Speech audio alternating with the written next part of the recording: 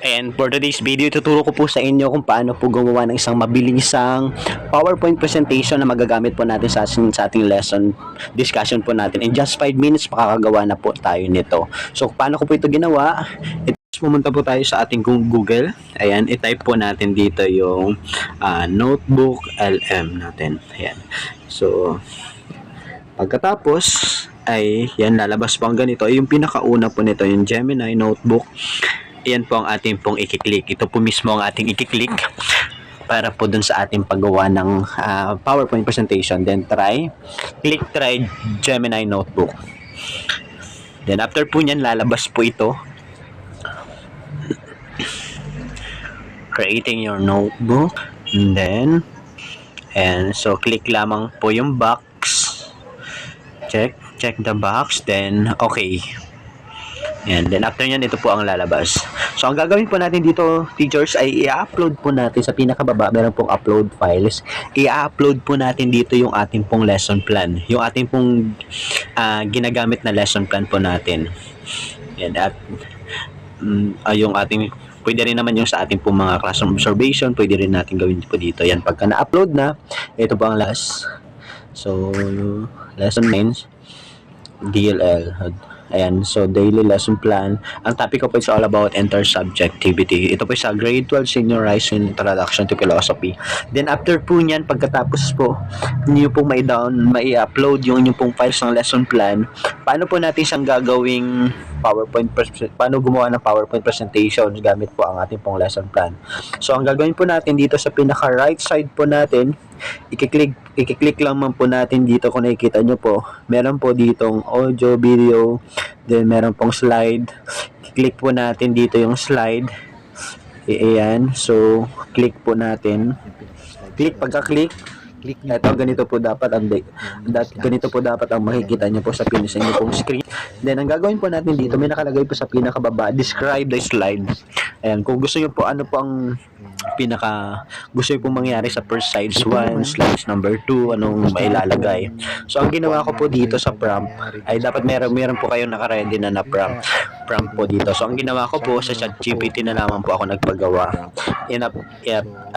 Kinapi-paste ko po yung lesson plan. Pinaste ko po dito sa ChatGPT. Pinagawa ko po siya ng prompt. Ayan, ito po yung pinaka-example na ginawa po niya.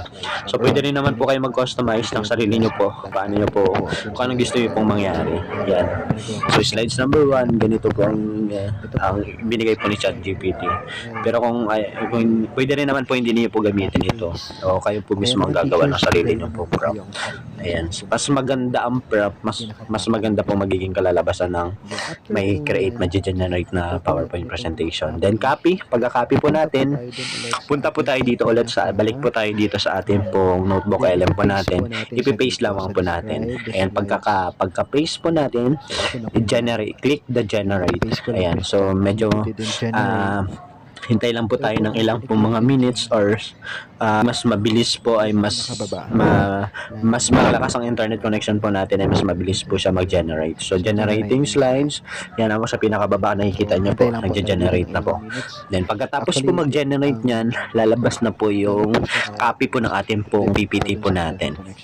Ayan, so the connection canvas. After nyan, pagka okay na po, may makikita po kayo dito ng slides po ng PowerPoint presentation po natin.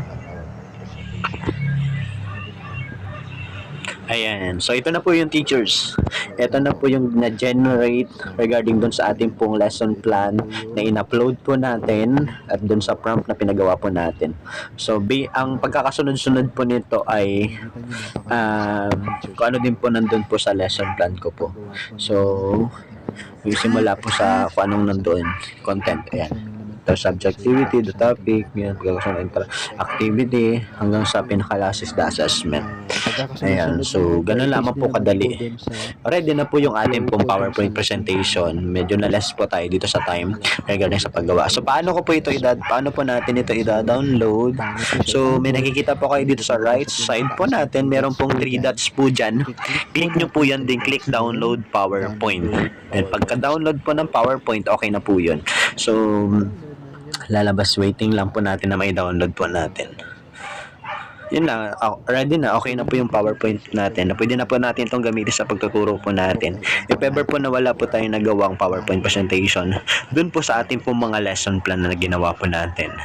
So dahil matrabaho din po ang paggawa ng lesson plan and also mas matrabaho din po ang paggawa ng PowerPoint presentation po natin sa ating po mga discussion. So gamit po ang notebook LM po natin, magiging mas mabilis po ang ating pong paggawa ng ating pong lesson, ng ating pong PowerPoint presentation.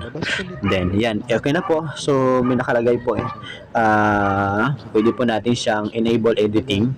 So, kung gusto nyo pong ibaguhin, may tatanggalin po kayo, pwede naman po siya mabago. Ayan. So, ready na po yung aking pong PowerPoint presentation natin.